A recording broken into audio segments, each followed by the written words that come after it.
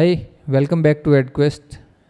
अभी तक के सेशन में हमने देखा मशीन लर्निंग क्या होता है, देन हमने इन डेप्थ डिस्कस किया कि सुपरवाइज लर्निंग क्या होता है। अब इस वीडियो में हम बात करने वाले हैं अनसुपरवाइज लर्निंग के बारे में।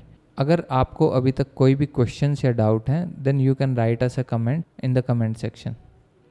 सो let's come to the today's topic which is the unsupervised machine learning. अभी हमारे पास क्या था कि हमने जो इमेजेस का डेटा सेट था, कार और बाइक की इमेजेस का डेटा सेट था, हमने उसे लेबल किया था, हमने उसे मैनुअली लेबल किया था। हर इमेज को हमने बोला था कि ये कार है और ये बाइक है। बट अब कुछ प्रॉब्लम स्टेटमेंट्स होती हैं कि हमारे पास ह्यूज अमाउंट ऑफ डेटा है but we are not able to label it. हम उसको लेबल नहीं कर सकते, हमारे पास वो रिसोर्सेज नहीं हैं जो उन इमेजेस को लेबल कर सकते हैं। या फिर एक सिनेरियो ये हो सकता है कि आपके पास टाइम नहीं है उन्हें लेबल करने का।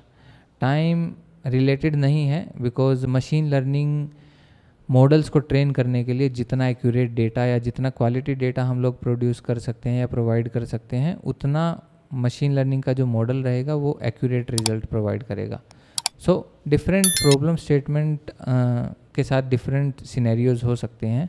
इस एग्जांपल में हम बात कर रहे हैं कि जो रो डेटा है उसमें कुछ भी लेबल अवेलेबल नहीं है। We have only input data, we don't have any output data. तो अननोन डेटा और no training data sets. So हम लोग क्या करेंगे, इसके अंदर अनसुपरवाइज मॉडल्स को पिक करेंगे। अनसुपरवाइज मॉडल्स में जैसे कि के मीन्स क्लस्टर, इस तरीके की एल्गोरिथम्स को यूज़ करेंगे और बेस्ड ऑन दैट हम अपने मॉडल्स को जब डिप्लॉय करने के बाद हम ये बोलते हैं कि ये इमेज है, now you have to tell me what is it a bike और इज़ इट अ कार। तो based on that models response हम लोग जज करते हैं कि ये हमारी बाइक है और ये हमारी कार है। ठीक है, हमारी नेक्स्ट कैटेगरी रहने वाली है रीइंफोर्समेंट लर्निंग। रीइंफोर्समेंट लर्निंग में भी क्या होता है, हमारे पास कोई भी डेटा नहीं होता। सुपरवाइज लर्निंग में हमारे पास इनपुट डेटा था प्लस आउटपुट डेटा था। अनसुपरवाइज लर्निंग में हमारे पास सिर्फ और सिर्फ इनपुट डेटा था। बट इस रीइंफोर्समेंट लर्निंग में हमारे पास कोई भी डेटा नहीं है, ना तो इनपुट डेटा है ना ही आउटपुट डेटा है।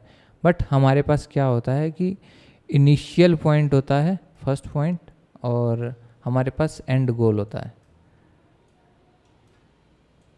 ओके, तो जस्ट टेकिंग एन एग्जांपल, जैसे मैंने रीइंफोर्समेंट लर्निंग को एक्सप्लेन करने के लिए एक मेज़ गेम का एग्जांपल लिया है। इस गेम में हमें बेसिकली क्या करना होता है कि हमें एंट्री पॉइंट पता होता है और यहाँ पे काफ़ी ऑप्शंस होते हैं।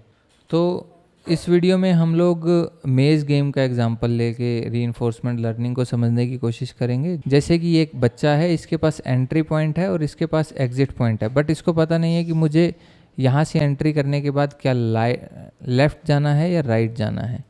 तो ये जो ग्रीन डॉट्स हैं ये हमारे बेस्ट जो पाथ है उसको डिफ़ाइन करते हैं। तो समटाइम्स जब भी ये बच्चा यहाँ से लेफ़्ट जाएगा तो ये इस पाथ को फॉलो करेगा और यहाँ पे आके ये फेल हो जाएगा क्योंकि इसको यहाँ पे कोई एग्ज़िट नहीं मिलेगी।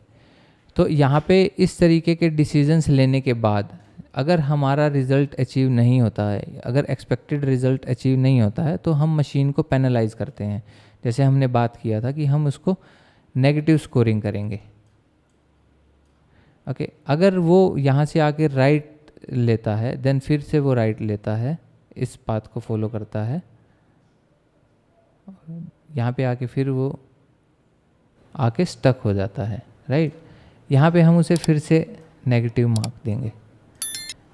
और एक डिफरेंट, अगर वो बच्चा यहाँ पे आने के बाद लेफ़्ट की बजाय राइट पाथ चूज़ करता है और यहाँ से होता हुआ